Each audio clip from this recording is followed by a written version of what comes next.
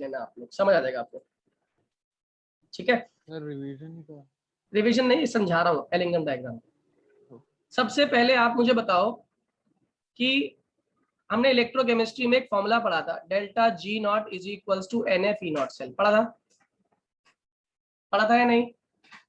Yes sir. Delta G not is known as Gibbs free energy, और Gibbs free energy का इस्तेमाल आपने और पढ़ा था थर्मोडायनामिक्स में, delta G not is equals to delta H not minus T delta S not भी कह सकते हो उसको। डेल्टा जी नॉट यहाँ पे वही चीज क्या रिप्रेजेंट कर रही है, गिब्स फ्री एनर्जी को रिप्रेजेंट कर रही है। मेटलर्जी में हम जो ये प्रोसेस मैंने कल ही बताया था आपको, हम मेटलर्जी में यहाँ पे हम मेटल ऑक्साइड से मेटल को ऑब्टेन करने की कोशिश कर रहे हैं। इस प्रोसेस को हम लोग किस कैटेगरी में स्टडी करते हैं, स्मेल्टिंग नाम की कैटेगरी में स्टडी करते हैं। जहां जहां सिर्फ हीट इन्वॉल्व होता है, इस पूरी प्रोसेस को पायरोमेटलर्जी भी कहते हैं, कि पायरो मतलब हीट के लिए कहा जाता है। तो यहाँ पे ये तो कुछ बेसिक बातें थी जो हमें पता होना चाहिए कि स्मेल्टिंग क्या है, मेटल ऑक्साइड से मेटल को ऑब्टेन करने की प्रोसेस को स्मेल्टिंग कहते हैं। और जब इस प्रोसेस में हीट इन्वॉल्व होती है, यानी कि अगर एरो के ऊपर हीट लगा हुआ है और हम मेटल ऑक्साइड से मेटल ऑब्टेन कर रहे हैं हीट देकर, तो इसको पायरोमेटलर्जी कहते हैं। कई बार मेटल ऑक्साइड आसानी से हीट करने पे मेटल दे देता है, लेकिन कई बार मेटल ऑक्साइड आसानी से हीट करने पर मेटल नहीं देता। कारण क्या है बता रहा हूँ आपको मैं, कारण समझिएगा। डेल्टा जी को हम तीन तरीके से स्टडी करते हैं। एक होता है delta G not equal to 0, एक होता है delta G not less than 0, और एक होता है delta G not greater than 0। जब delta G not equal to 0 है तो ये क्या है, it is the condition of equilibrium. Delta G not less than 0 यानी कि क्या आ गई, डेल्टा जी नॉट की वैल्यू नेगेटिव। और नेगेटिव जब भी होगा याद रखिएगा रिएक्शन कैसी हो जाएगी आपकी, स्पॉन्टेनियस, या हम कहें तो मोर फिजिबल होगी, यानी कि आसानी से रिएक्शन होगी। इसको ज्यादा एक्सटर्नल फैक्टर की ज्यादा जरूरत नहीं पड़ेगी। और इस केस में डेल्टा जी नॉट की वैल्यू पॉजिटिव होती है और रिएक्शन कैसी हो जाती है, नॉन स्पॉन्टेनियस। और अगर रिएक्शन नॉन स्पॉन्टेनियस है तो रिएक्शन कैसी होगी, non feasible. Am I clear to all? यही पढ़ा था हम लोगों ने कल, आया ना? Yes sir. ओके, अब इसके बाद एक छोटे से एग्जांपल से मैं क्लियर करूंगा कि जो एलिंगम डायग्राम हम स्टडी करने वाले हैं, वो एलिंगम डायग्राम बेसिकली ये डायग्राम जो था, it was between delta G not formation, इसका डेल्टा जी नॉट एफ बोलते हैं एग्जैक्टली, वर्सेस टी क्या हो गया हमारा, टेम्परेचर। अब फॉर्मेशन क्या होती है पहले तो ये समझ लेना अच्छे से। मेरे पास एक मेटल है, सॉलिड फॉर्म में है, इसमें मैंने O2 डाल दिया गैस फॉर्म में, इसने क्या फॉर्म कर लिया, मेटल ऑक्साइड। क्या फॉर्म कर लिया, मेटल ऑक्साइड। इस पर्टिकुलर रिएक्शन के होने में जो एनर्जी इन्वॉल्व हो रही है, जो वर्क डन इन्वॉल्व हो रहा है, उसको हम लोग क्या नाम देते हैं, डेल्टा जी नॉट एफ। मेरी बात समझ आ गई? जल्दी बोलिए हाँ या ना, अरे बोलिए हाँ या ना। सर एक बार फिर समझा दो। यस मेटल से ऑक्सीजन जुड़ रहा है, प्रोडक्ट बन रहा है, मेटल ऑक्साइड के बनने को हम लोग डेल्टा जी नॉट फॉर्मेशन कहते हैं। और अगर इसी की बात करो, उल्टा कर दूं इसको, MO टूट रहा है, M प्लस O2 बना रहा है, ये डेल्टा जी नॉट डिसोसिएशन हो जाएगा। कोई दिक्कत? हाँ या ना, जल्दी बोलो हाँ या ना। Yes sir. अगर इस केस में डेल्टा जी नॉट की वैल्यू पॉजिटिव है, मान लो, एज्यूम कर लेता हूँ डेल्टा जी नॉट पॉजिटिव है, तो बताओ डेल्टा जी नॉट ऑटोमेटिकली क्या हो जाएगी, नेगेटिव। नेगेटिव हो जाएगी। मेरी बात समझ आ रही है? मुझे यहाँ Yes, पे एलिंगम डायग्राम का इस्तेमाल क्या करना है, ध्यान रखिएगा। एलिंगम डायग्राम का मकसद केवल और केवल इतना है कि मैं कौन सा रिएजेंट, सुटेबल रिएजेंट इस्तेमाल करूं किसी भी मेटल ऑक्साइड को, any metal oxide can be easily reduced by reducing agent. तो कौन सा रिड्यूसिंग एजेंट लेना चाहिए, उस रिड्यूसिंग एजेंट को चुनने के लिए क्या कंडीशन होनी चाहिए, ये कंडीशन एलिंगम डायग्राम ने दी। जैसे एग्जांपल के तौर पे मान लो मेरे पास मेरे पास ऐसे रिड्यूसिंग एजेंट्स हैं, जो एक आपका 300 डिग्री सेल्सियस पे एक आपका 600 डिग्री सेल्सियस पे और एक आपका 1000 डिग्री सेल्सियस पर रिड्यूस कर रहा है। आप मुझे बताओ आप कौन सा रिड्यूसिंग एजेंट लेना पसंद करेंगे, 300 डिग्री सेल्सियस वाला, 600 डिग्री सेल्सियस वाला, या 1000 डिग्री सेल्सियस पे जो रिड्यूसिंग एजेंट का बिहेव करेगा, कौन सा लेना चाहेंगे आप? Which reducing agent would you prefer? 300। Obvious सी बात है 300। क्यों? क्योंकि 300 डिग्री सेल्सियस टेम्परेचर पहुंचाने में अमाउंट ऑफ फ्यूल जो इस्तेमाल होगा वो कम होगा। 600 डिग्री पे और ज्यादा लगेगा और 1000 डिग्री सेल्सियस पे और ज्यादा लगेगा, यानी कि लगातार कॉस्ट ऑफ मैन्युफैक्चरिंग, मेटलर्जी की कॉस्ट लगातार बढ़ती जाएगी जितनी देर में रिड्यूसिंग एजेंट जितने हाई टेम्परेचर पे अपना काम करेगा। तो रिड्यूसिंग एजेंट कम से कम टेम्परेचर पे जब काम आ जाए तो वो रिड्यूसिंग एजेंट हमारे मेटल ऑक्साइड से मेटल बनाने में काम आएगा। और ये सिलेक्शन प्रोसेस किसने हेल्प करी? ये प्रोसेस हेल्प करी आपके एलिंगम डायग्राम में। अब मैं कुछ ना ग्राफ्स बनाऊंगा, उन ग्राफ से मैं आपको ये कंसेप्ट क्लियर करूंगा। बहुत ही ध्यान से समझना, थोड़ा मैथमेटिक्स है लेकिन आप इजीली समझ पाओगे। आप मान के चलिए कि आपके पास मैंने एक ग्राफ प्लॉट कर दिया। ये ग्राफ है आपका, सेम कहानी, delta G not F versus T के बीच में। मैंने क्या किया, एक इक्विलिब्रियम लाइन ड्रॉ कर दी और एक मैंने इस तरीके से लाइन को, ग्राफ को स्टडी किया। ये वाला पोर्शन हो गया पोर्शन 1 और ये वाला पोर्शन हो गया पोर्शन 2। यहाँ जानते हो आप डेल्टा जी नॉट की वैल्यू क्या है, 0। तो ऑब्वियस ही बात है अगर ये वाला portion delta G not equal to 0 तो ऊपर वाला पोर्शन क्या होगा, delta G not greater than 0, हाँ या ना? और नीचे वाला पोर्शन क्या होगा, delta G not less than 0। यहाँ तक कोई डाउट तो नहीं किसी बच्चे को? कन्वेंशन बताया मैंने, अभी कुछ नहीं किया इसके अंदर, हाँ या ना? यहाँ मैं एक रिएक्शन लिख रहा हूं, ध्यान दीजिएगा, M plus O2 gives MO2। M यहाँ पे मेटल को रिप्रेजेंट कर रहा है। तो अब मैं इस इक्वेशन को स्टडी कर रहा हूं रीजन फर्स्ट में। रीजन फर्स्ट में मैं इसको स्टडी कर रहा हूं ग्राफ को। आप मुझे बताइएगा रीजन फर्स्ट में M plus O2 gives MO, balance कर लेंगे। अब मान लो इसको MO कर दिया मैंने, M plus O2 gives MO, balance कर लेंगे। ये ग्राफ, ये जो रीजन है ये कहाँ पे लाई कर रहा है? ये जो रीजन है कहाँ लाई कर रहा है, जल्दी बोलो। ये कौन से पोर्शन में लाई कर रहा है जहाँ पे डेल्टा जी नॉट की वैल्यू क्या है, नेगेटिव। नेगेटिव। तो मैं यहाँ पे लिख दूं तो कोई हर्ज नहीं होगा कि डेल्टा जी नॉट यहाँ पर फॉर्मेशन की वैल्यू क्या है, नेगेटिव, हाँ या ना? इस रिएक्शन के लिए डेल्टा जी नॉट एफ की वैल्यू नेगेटिव है। तो अगर मैं इस रिएक्शन को उल्टा कर दूं, यानी कि MO gives M plus O2, तो बताओ इस रिएक्शन की डेल्टा जी नॉट क्या हो जाएगी, बताइए। अगर ये नेगेटिव है तो ये ऑटोमेटिकली क्या हो जाएगी, अरे बोलो भाई, ये बात समझ आ रही है या नहीं? इस रिएक्शन का इस तरफ जाना, बच्चों क्या कह रहा हूं मैं, इस रिएक्शन का मेटल से ऑक्साइड बनना, यानी कि फॉर्मेशन की बात कर रहा हूं। ग्राफ को नीचे स्टडी कर रहा हूं, डेल्टा जी की वैल्यू नेगेटिव है।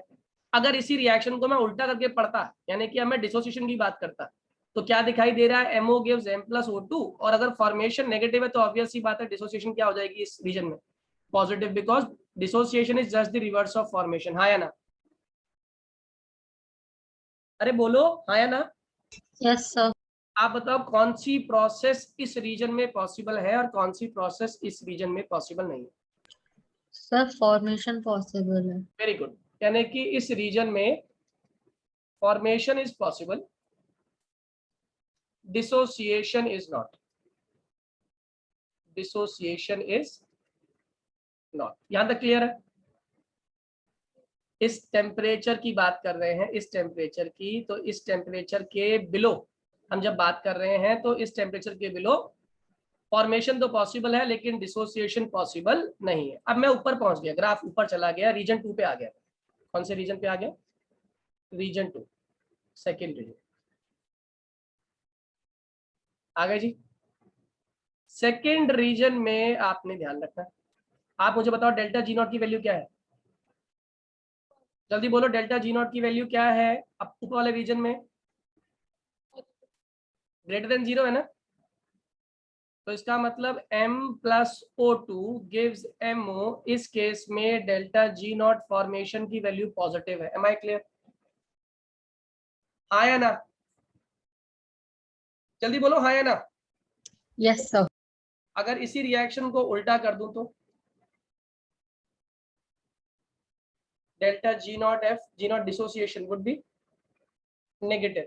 आप मेरे क्वेश्चन का जवाब दीजिए, इस रीजन में क्या फिजिबल है और क्या फिजिबल नहीं है? सेकंड रीजन में क्या पॉसिबल है, क्या पॉसिबल नहीं है, जल्दी बताओ। डिसोसिएशन इज पॉसिबल, यानी कि इस पर्टिकुलर रीजन में आप मेटल ऑक्साइड से मेटल ऑब्टेन कर पाएंगे, और डिपेंड करेगा कि मेटल ऑक्साइड क्या सिर्फ हीट करने पे ऑब्टेन हो रहा है या मेटल ऑक्साइड को ऑब्टेन करने के लिए मुझे रिड्यूसिंग एजेंट डालना पड़ेगा।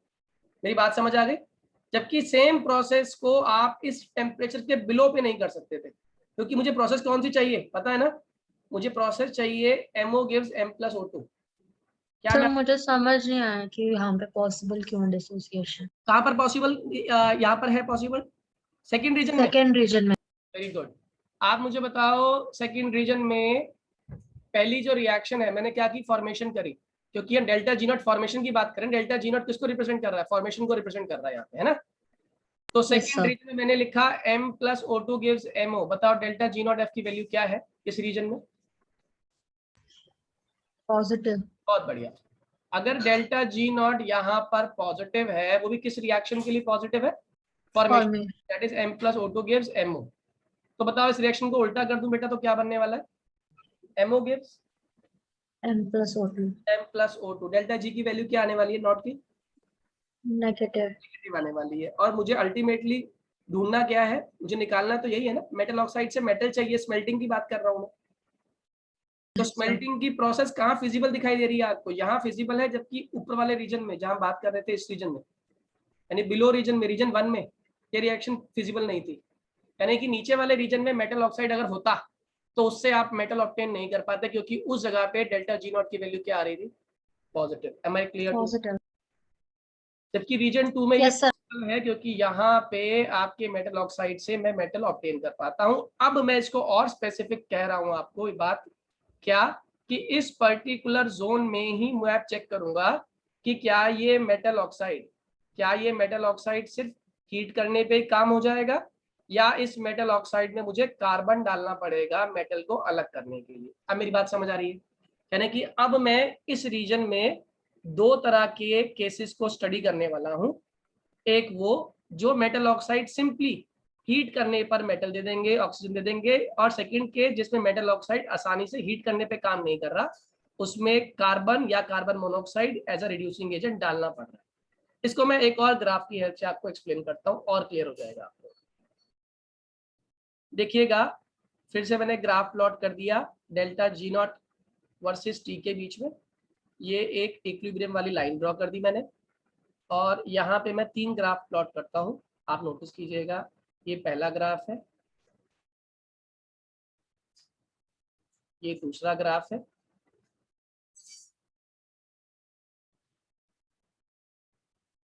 ये तीसरा ग्राफ। ठीक है जी। अब मैं इन तीनों ग्राफ से बनने वाले टेम्परेचर को चेक कराने वाला हूँ। आप देखिएगा, ये कौन सा टेम्परेचर है भाई? T3। ये कौन सा टेम्परेचर है भाई? T2। ये कौन सा टेम्परेचर है भाई? T1। हमने नोटिस किया T1 और T2 नियरली सेम ही है, और लो टेम्परेचर है। लो है हाई है? जल्दी बताओ। T1 T2 लो टेम्परेचर है या हाई टेम्परेचर है? अरे सर बोलो। लो। लो टेम्परेचर है। T1 and T2 are low temperature, और लो टेम्परेचर पे ये रिएक्शन फिजिबल हो रही है, यानी कि इसे क्रॉस कर गई ना, क्रॉस कर गई यानी कि रिएक्शन फिजिबल हो गई। यानी T1 T2 लो टेम्परेचर है। ऐसे वाले ऑक्साइड्स जो लो टेम्परेचर पे डिसोसिएट होते हैं, they can be converted into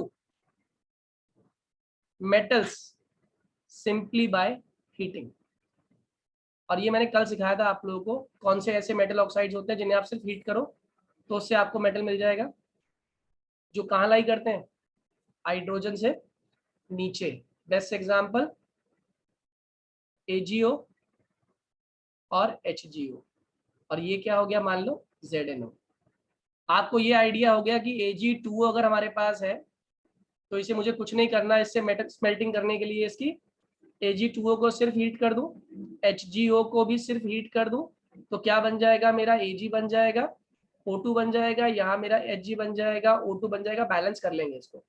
ये दोनों रिएक्शन लो टेम्परेचर पे हो रही हैं, इसलिए सिर्फ हीटिंग से ही काम हो गया, आया ना।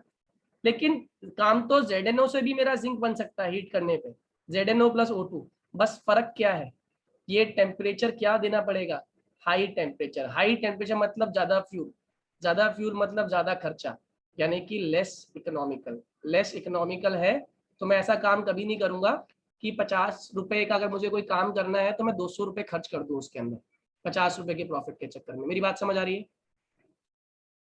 हाँ या ना? मेरी बात समझ आ रही है आपको, हाँ या ना? Yes Yes, sir. sir. तो अब मुझे जिंक ऑक्साइड से जिंक तो चाहिए, मजबूरी है मेरी, लेकिन मैं इसे सिर्फ और सिर्फ हीट नहीं कर सकता। अब मुझे कुछ ऐसा करना पड़ेगा कि कोई ऐसा सब्सटेंस डाल दो जो यही काम जिंक ऑक्साइड से मुझे जिंक प्रोवाइड कर दे लो टेम्परेचर पे। अब शुरू होता है कंसेप्ट ऑफ रिड्यूसिंग एजेंट, कि मुझे रिड्यूसिंग एजेंट क्यों डालना पड़ेगा मेटल ऑक्साइड में। जैसे कार्बन ले लेते हैं तो क्या बना देगा, Zn बना देगा, साथ में CO। आप सर ZnO जो नॉर्मल हीटिंग वाला केस है उसमें फ्यूल ज्यादा लेगा, इसीलिए वो लेस इकोनॉमिकल है। यस यस बेटा, ये जितनी भी हम बात कर रहे हैं ना extraction process, these are for industry, and industry deals in two ways, एक टाइम और एक पैसा। बताओ किसमें टाइम ज्यादा लगेगा और पैसा ज्यादा लगेगा? सर जब हम फ्यूल ज्यादा यूज करेंगे। ZnO को हीट करे जा रहे हैं कि भैया नहीं मैं तो जिंक निकाल के रहूंगा, हीट करके निकालूंगा, निकालो, कोई फर्क नहीं पड़ता। लेकिन टाइम बहुत कर टाइम खर्च होगा, पैसा, फ्यूल नहीं खर्च हो रहा बेटा, फ्यूल भी तो खर्च हो रहा लगातार। उतना टेम्परेचर मान लो ये आपका 300 डिग्री था, ये 600 था, ये 2000 डिग्री सेल्सियस पे रिएक्शन होगी, तो आप मुझे बताओ 2000 डिग्री सेल्सियस तक राइज कराने के लिए टेम्परेचर को लगातार फ्यूल देनी पड़ेगी ना, यस सर। उस पर पैसा भी खर्च होगा। तो ये प्रोसेस तो फिजिबल नहीं होगी ना, हीट करने से ये नहीं मिलने वाला। इसीलिए इस प्रोसेस से अगर मुझे मेटल चाहिए तो मुझे यहाँ पे क्या इस्तेमाल करना पड़ेगा, क्या इस्तेमाल करना पड़ेगा, एक reducing agent. Am I clear to you now? Yes sir. अब क्वेश्चन आता है सर हम कार्बन इस्तेमाल करेंगे तो ये प्रोसेस होगी? मैं कहूँगा हाँ बिल्कुल होगी। अगर हम कार्बन मोनोऑक्साइड करें तो तब भी होगी, तब क्या निकलेगी, CO2। तो आप बोलोगे सर अब कैसे पहचाने कि कौन as a better reducing agent किस प्रोसेस के लिए इस्तेमाल किया जाएगा? मैं कहूंगा बस इसी के लिए इस्तेमाल हुआ एलिंगम डायग्राम। यहां तक रूपरेखा समझ आ गई आप लोगों को? आज थोड़ा क्लियर हो रहा है, और आज मैंने बिल्कुल इसको बिल्कुल लेमेंस लैंग्वेज में समझाने की कोशिश करी है आपको। ये समझ आ रहा है? Yes sir. चलिए, अब कौन सा रिड्यूसिंग एजेंट कब इस्तेमाल करूंगा, इसको अब मैं थर्मोडायनेमिकली समझाने वाला हूं। बड़े ही ध्यान से समझना, अगर आप समझ आ गया तो बिल्कुल कभी भूलोगे नहीं। मैं एक ग्राफ प्लॉट कर रहा हूं, फिर से ग्राफिकल फॉर्म में समझाते हैं। फॉरेन राइटर्स की खास बात यही है, they always take the help of graph. और ग्राफ से समझना आसान होता है अगर आप ध्यान से समझें तो।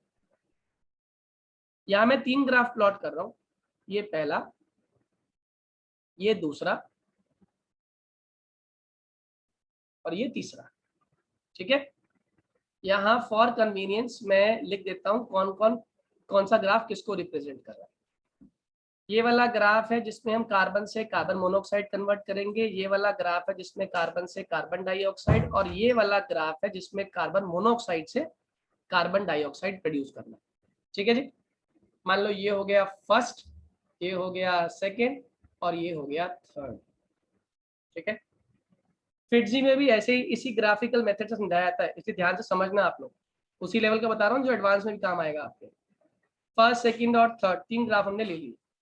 अब हम बात करेंगे पहले रीजन फर्स्ट की। मैं क्या करने वाला हूँ, प्रोसेस दिख रही है ना आप लोगों को?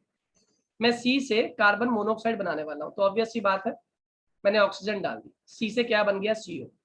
जरा बताना, ये सॉलिड, ये गैस, ये गैस, कितने लोग को ये बात समझ आ गई? जल्दी बोलिए हाँ या ना, अरे बोलो हाँ या ना। Yes sir. C plus half O2 give CO, ये सॉलिड था, ये गैस था, ये गैस। इस रिएक्शन का डेल्टा Ng यानी change in number of moles of gaseous state निकालते हैं। कितने मोल्स हैं इसके? 1। इसके कितने हैं? हाफ। बोलना जरा कितना हो गया, 1 माइनस हाफ, कितनी वैल्यू आ गई? हाफ। Plus half. क्या मतलब है इसका, और सिंपल भाषा में समझो। सिंपल भाषा में ये कहना चाह रहा है कि आपके पास रिएक्टेंट साइड पे आधा मोल था गैस का, लेकिन प्रोडक्ट साइड पे वो मोल्स डबल हो गए गैस के। कितने लोगों को ये बात समझ आ गई, इतना बता दो मुझे बस खाली। रिएक्टेंट साइड पे आधा मोल था गैस का, यानी मान लो 1 मोल था गैस का, तो प्रोडक्ट साइड पे 2 मोल बन गए गैस के। सही है गलत है? यस सही है या गलत? ऐसी वे की बच्ची समझ आ रहा है क्या पूरी क्लास में? पहले वाले इस रिएक्शन में क्या दिखाई दे रहा है आप लोगों को, जल्दी बताओ। रिएक्टेंट साइड पे कितने गैस मॉलिक्यूल्स थे? ये अभी समझ नहीं आया तो कभी समझ नहीं आएगा। यहाँ पे आधा मोल था गैस का, यहाँ पे 1 मोल था गैस का, यानी कि डबल हो रहे हैं। अरे गैस की तादाद, गैस की अमाउंट बढ़ रही है घट रही है? अरे मेरे बच्चों, गैस सर बढ़ रही है ना बढ़ सर? रही है, गैस की अमाउंट बढ़ रही है, तो बताओ क्या चीज बढ़ रही है केमिस्ट्री में? एंट्रोपी क्या हो रही है? एंट्रोपी घट रही है, इंक्रीज हो रही है। कितने लोगों को ये बात समझ आ गई? डेल्टा एस बढ़ जाएगी क्योंकि गैस की रैंडमनेस सबसे ज्यादा होती है, और आपके केस में तो गैस का अमाउंट बढ़ रहा है, तो ऑब्वियस सी बात है रिएक्शन की एंट्रोपी बढ़ रही है। Am I clear to you? Am I clear to you? Yes sir. बताना जरा, इस ग्राफ की डेल्टा जी नॉट की वैल्यू क्या है? नेगेटिव। इस ग्राफ की डेल्टा जी नॉट की वैल्यू क्या है? पॉजिटिव। यहाँ पे आप क्या नोटिस कर रहे हो? टेम्परेचर बढ़ रहा है, ये डेल्टा जी नॉट को रिप्रेजेंट कर रहा है। टेम्परेचर बढ़ने पे डेल्टा जी नॉट नेगेटिव है। क्या ये ग्राफ हमारा प्रूव कर सकता है? चेक कर लेते हैं, जरा देखिएगा। Delta G not is equals to delta H minus T delta S. बताओ इस पर्टिकुलर पोर्शन में क्या चीज इंक्रीज हो रही है आपकी? जोर से बोलो। डेल्टा एस इंक्रीज हो रहा है। अगर डेल्टा एस इंक्रीज हो रहा है तो अगर मैं टेम्परेचर को बढ़ाऊं, टेम्परेचर को बढ़ाने पे टी डेल्टा एस की वैल्यू क्या हो जाएगी? बढ़ जाएगी, बढ़ जाएगी, हाँ या ना? इंक्रीज हो जाएगी, होगी या नहीं? हो लेकिन जाएगी। बाहर साइन किसका लगा हुआ है? नेगेटिव बताओ डेल्टा जी नॉट की वैल्यू क्या आने वाली है? नेगेटिव कितने लोगों को मेरी बात समझ आ रही है? हाँ या ना? स्लोप नेगेटिव आ रहा है हमारा, क्लियर है या नहीं? लेकिन एक चीज और पढ़ी थी हम लोग, यस सर। मैंने एक बात लिखवाई थी, इस पे इशिता ने क्वेश्चन पूछा था मुझसे कि उसमें कह रहा है टेम्परेचर बढ़ाने पे डेल्टा जी नॉट की वैल्यू कम होती जाती है। खुद देखो मैथ्स लगाना। डेल्टा एस की वैल्यू वही है, मान लो डेल्टा एस की वैल्यू 10 है, मेरा टेम्परेचर पहले 10 था, तो बताओ कितना हुआ टी डेल्टा एस? 100 हो गया। अब मैंने टेम्परेचर कर दिया 20, डेल्टा एस कितना है? 10। बताओ कितना हो गया टी डेल्टा एस? 200। 200 ये कितना आ रहा है? -200। ये कितना आ रहा है? -100। मान लो डेल्टा एच की वैल्यू है 50 प्लस 50, यहाँ पर भी डेल्टा एच की वैल्यू प्लस 50 ही है। पता ना इसका आंसर कितना आने वाला है? -150। इसका आंसर कितने वाला है? आने वाला है -50। पता ना बड़ा कौन है, -50 या -150? -50 वेरी गुड। तो आप मुझे बताओ टेम्परेचर बढ़ाने पे डेल्टा जी नॉट की वैल्यू, जल्दी बोलो। टेम्परेचर बढ़ाने पे डेल्टा जी नॉट की वैल्यू ज्यादा नेगेटिव कम होती जा रही है ना, मैग्नीट्यूड में कम होती जा रही है ना value. -150 is less than minus. हाँ सर हाँ ठीक।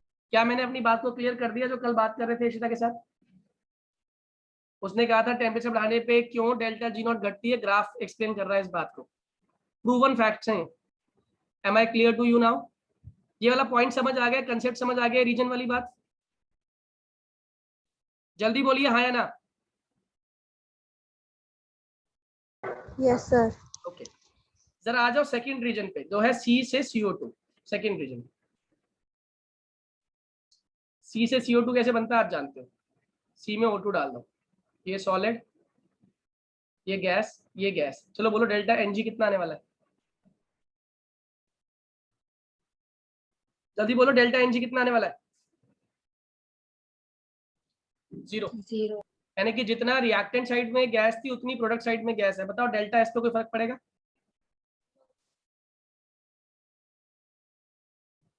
हाँ या ना? जल्दी बोलो। अरे जितना गैसियस रिएक्टेंट, गैसियस हमारे पास रिएक्टेंट साइड पे थी, उतना ही गैस हमारे पास प्रोडक्ट साइड में बन रही है। ये बात समझ आ रही है या नहीं आ रही है? ये ग्राफ जो दिखाई दे रहा है आपको, ये वाला सेकंड रीजन, ये पैरेलल लाइन का मतलब ही क्या है, एंट्रोपी पे कोई फर्क ही नहीं पड़ा, एंट्रोपी पे कोई फर्क नहीं पड़ा, तो डेल्टा जी नॉट पे भी कोई फर्क नहीं पड़ा। डेल्टा जी नॉट क्या शो कर रहा है, इक्विलिब्रियम। M I clear? हाँ या ना? Yes sir. आ जाइए जरा थर्ड रीजन पे, जहाँ पे डेल्टा जी नॉट की वैल्यू पॉजिटिव है, उससे बना रहे हैं हम CO से CO2। CO यहाँ पे CO2, ऑब्वियस सी बात है, मैंने हाफ मोल O2 का ले लिया, ये भी गैस, ये भी गैस, ये भी गैस। जरा बोलिए एक बार, डेल्टा Ng की वैल्यू कितनी आ रही है? 1 माइनस 1.5 +1। इक्वल टू कितना हो गया, -हाफ। देखो ध्यान से, -हाफ आ रहा है नहीं आ रहा? देखिए प्रोडक्ट में 1 था, हाँ रिएक्टेंट सर में आ 1 और हाफ कितना हो गया, 1.5, तो ये कितना आ गया, -हाफ। डेल्टा एस की वैल्यू अगर देखें तो आपको दिखाई दे रहा है यहाँ पे गैस के मोल्स ज्यादा थे, अब यहाँ पे गैस के मोल्स कम हो गए। बताओ डेल्टा एस की वैल्यू क्या हो रही है, डिक्रीज हो रही है, हो रही है नहीं हो डिक्रीज रही हो है? रही है। अगर डेल्टा एस की वैल्यू डिक्रीज हो रही है तो ऑब्वियस सी बात है delta G is equals to delta H minus T delta S.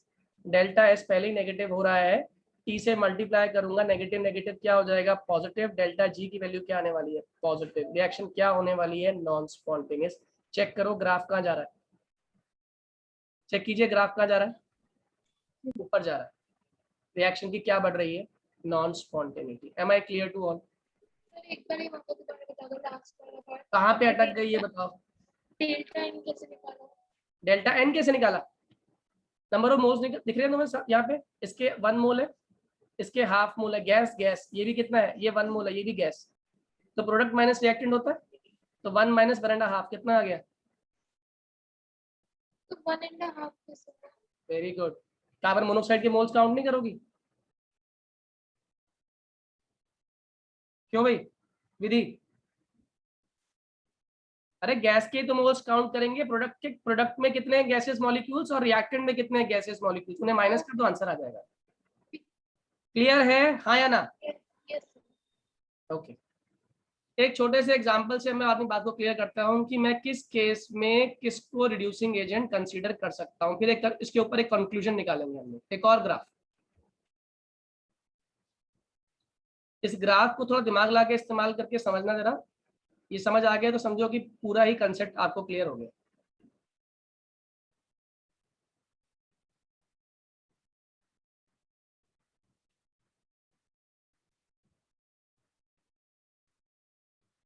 ये एक टेम्परेचर T, ये डेल्टा जी नॉट फॉर्मेशन, ये हमारा ग्राफ है C गिव्स CO, ये हमारा गिव्स है ZNO की फॉर्मेशन को रिप्रेजेंट कर रहा है। मान लो ये रीजन हो गया रीजन 1 और ये वाला लाइन के इधर वाला रीजन हो गया रीजन 2। मान लो इसकी एनर्जी है x2 और इसकी एनर्जी है x1, इसकी एनर्जी है x3, इसकी एनर्जी है x4। यहाँ पे लिख देता हूँ x1 x2 x3 x4 energies है फॉर्मेशन और डिसोसिएशन की, ठीक है। अब हम बात करेंगे रीजन 1 की बात कर रहा हूँ, यानी कि इस पर्टिकुलर पोर्शन की बात कर रहा हूँ, इस पोर्शन, ठीक है जी। अब इस रिएक्शन में मुझे पहले, ये है मेरी जिंक ऑक्साइड की फॉर्मेशन, मुझे चेक करना है इसमें से कब और किस पर्टिकुलर जगह पे carbon as a reducing agent काम आने वाला है मेरे। तो रिएक्शन आप जानते हो, Zn plus O2 give ZnO, ये तो होती है हमारी कौन सी फॉर्मेशन की, हमें फॉर्मेशन चाहिए, अब थोड़ी चाहिए हमें तो मेटल ऑक्साइड से मेटल चाहिए। बताओ इसकी एनर्जी कितनी है, Zn plus O2 give ZnO की एनर्जी कितनी है, x1 दी हुई है ना इस रीजन में, इस रीजन में एनर्जी कितनी है इसकी, x1, तो मैंने लिख दिया x1। लेकिन मुझे रिएक्शन ये थोड़ी चाहिए, मुझे तो क्या चाहिए, इसका डिसोसिएशन चाहिए ना, तो मैं क्या करने वाला हूँ, ZnO को उल्टा कर दूंगा, ये बन जाएगा Zn प्लस O2। बताओ x1 की वैल्यू क्या हो जाएगी ऑटोमेटिकली, -x1, हाँ या ना, अरे बोलो हाँ या ना, बच्चों बोलो हाँ या ना, ठीक है। दूसरा मैंने क्या ले लिया, C plus O2 gives CO, balance कर लेंगे इसको। इसकी एनर्जी कितनी है, इसकी एनर्जी है x2, सही है। दोनों रिएक्शन को कंबाइन कर दो जरा एक बार, क्या बन के आ रही है रिएक्शन, रिएक्टेंट में रिएक्टेंट जोड़ देना, ZnO plus C gives Zn plus CO, energies जोड़ दो डेल्टा जी निकालने के लिए, delta G would be equal to -x1 plus x2, या सिंपली कह दूं x2 माइनस x1, सही है। अब मेरे क्वेश्चन का जवाब देना, ग्राफ की स्लोप आपको दिखाई दे रही है, ये नीचे रह गया और ये वाला हिस्सा ऊपर रह गया। बड़ा कौन है बताओ, बड़ा कौन है? अरे बोलो भाई, बड़ा कौन है? x1 बड़ा है या x2 बड़ा है स्लोप के हिसाब से? देख के भी बता नहीं पा रहे। x2 x1 से बड़ा है, तो अगर x2 x1 से बड़ा है तो बताओ डेल्टा जी की वैल्यू क्या आने वाली है? पॉजिटिव। पॉजिटिव। डेल्टा जी की वैल्यू पॉजिटिव आ जाएगी, यानी कि इस रीजन में डिसोसिएशन इज नॉट पॉसिबल। कितने लोगों को ये मेरी बात समझ आ गई? अगर बच्चों कंपटीशन का एग्जाम देना है ना, तो ये वाली बातें समझ आनी चाहिए। बुद्धि ओपन कर लो थोड़ी सी अपनी। डिसोसिएशन पॉसिबल नहीं है इस रीजन में, क्योंकि इस रीजन में डेल्टा जी की वैल्यू पॉजिटिव आ रही है। और क्यों आ रही है मैंने पूरी कहानी समझाई आपको। अब आ जाओ जरा इसी कहानी के सेकंड पार्ट में, जो पार्ट है आपका ये वाला। ठीक है जी। अब इसके अंदर फिर से वही प्रोसेस कर रहा हूं मैं, ध्यान दीजिएगा। रीजन 2,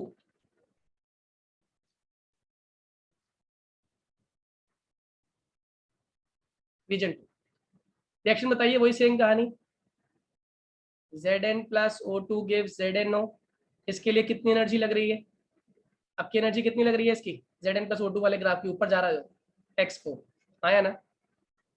लग रही है या नहीं? अरे बोलो भाई, x4 दिख रही है नहीं दिख रही इस वाले ग्राफ की?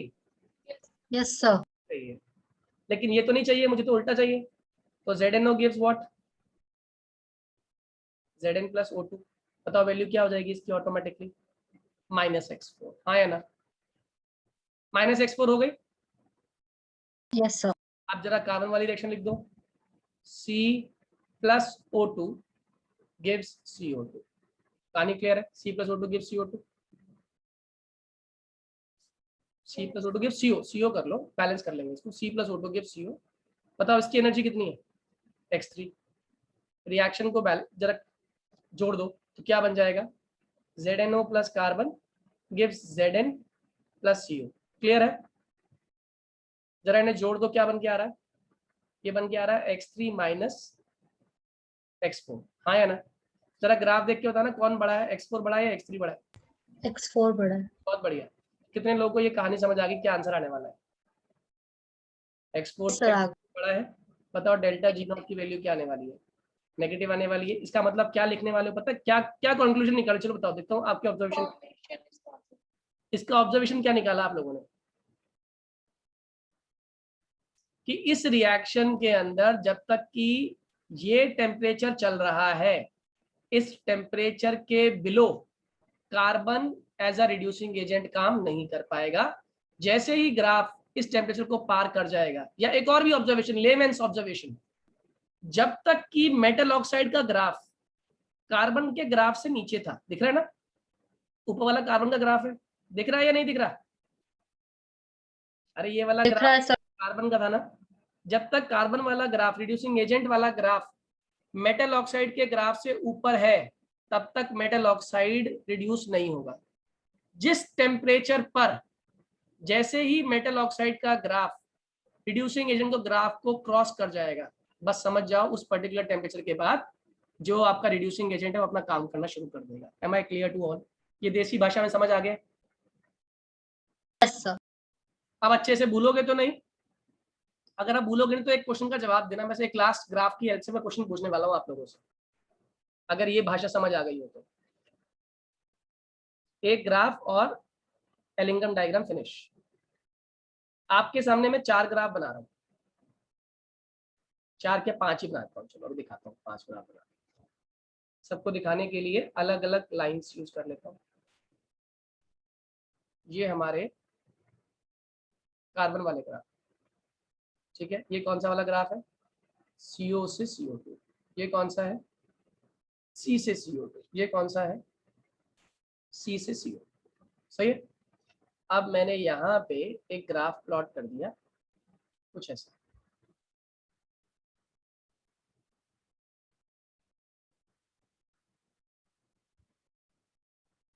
ठीक है, एक ग्राफ और प्लॉट करता हूँ। ये वाला ग्राफ जिंक के लिए, याद रखना। ये ग्राफ किसके लिए है? जिंक ऑक्साइड के लिए। एक ग्राफ और प्लॉट कर देता हूँ, ये रहा होगा।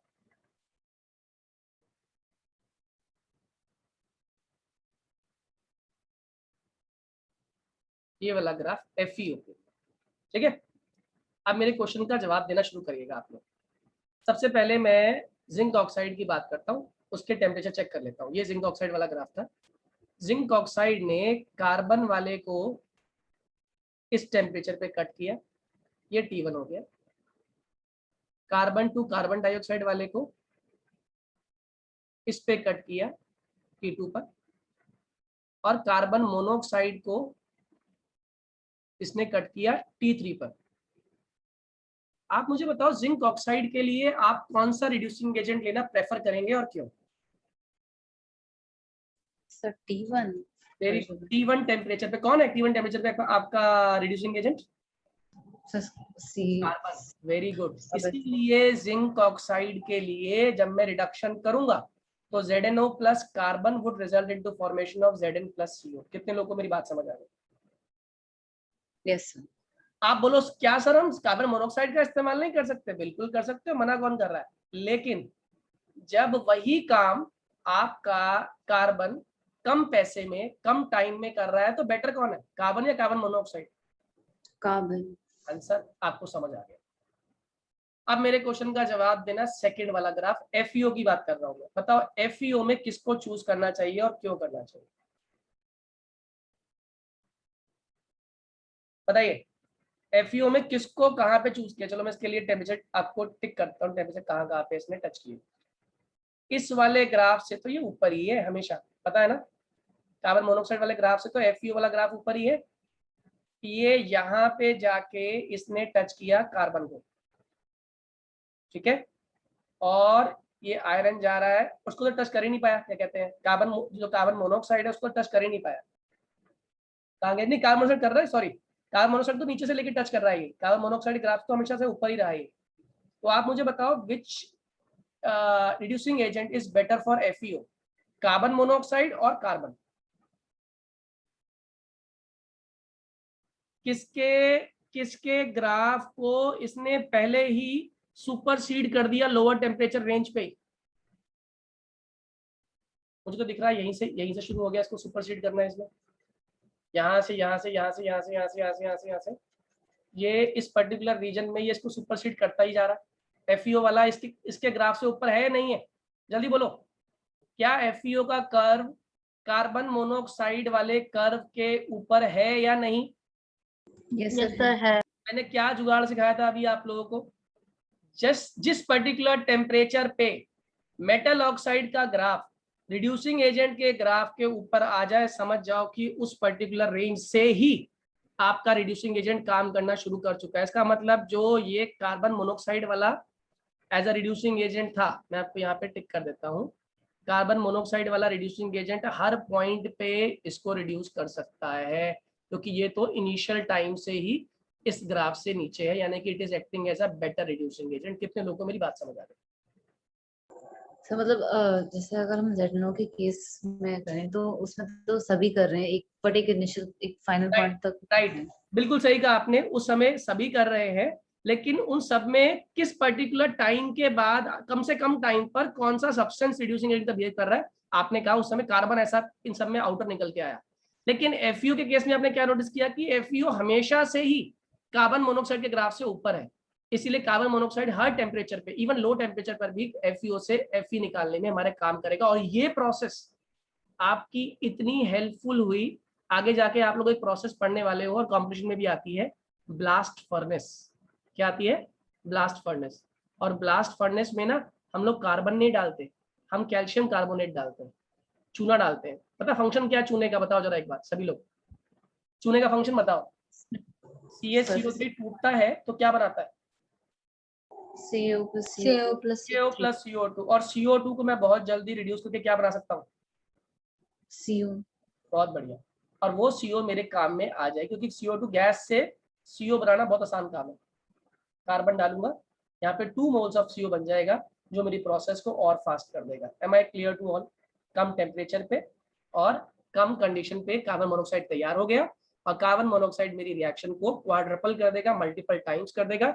इसीलिए इस रिएक्शन को ब्लास्ट फर्नेस भी कहते हैं, क्योंकि रिएक्शन का रेट बहुत तेजी से काम करता है आगे की तरफ। Am I clear to all?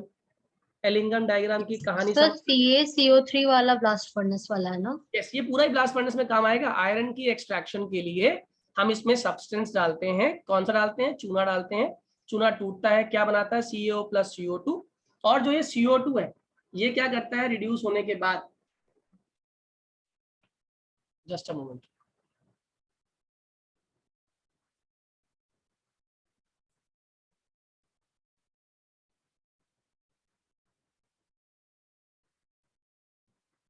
बेटा आवाज आ रही है मेरी? Yes sir. ठीक है, एक सेकेंड।